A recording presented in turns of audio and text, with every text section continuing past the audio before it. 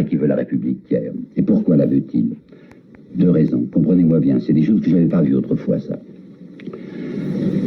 La monarchie est moins forte, un système monarchique est moins fort que le système républicain pour faire tenir tranquille les pauvres gens. Pourquoi?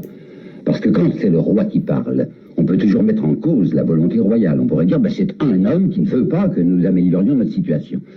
Tandis que s'il y a une révolte de pauvres, sous la République, c'est-à-dire sous le régime du suffrage universel, l'autorité qui va contraindre ces gens à rentrer dans leur tanière, elle s'appelle comment? Elle s'appelle volonté nationale.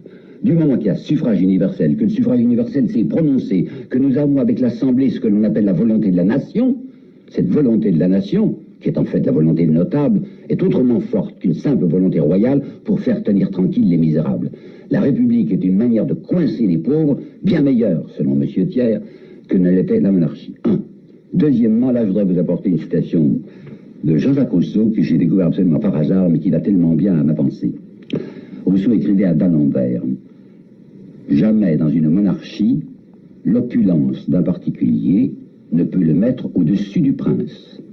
En revanche, dans une république, elle peut aisément le mettre, ce particulier, au-dessus des lois.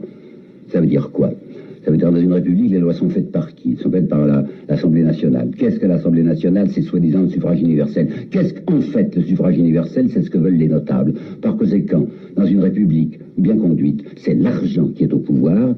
Il n'y a pas de régime meilleur qu'un régime démocratique bien orienté. C'est vrai qu'il veut la République, Pierre.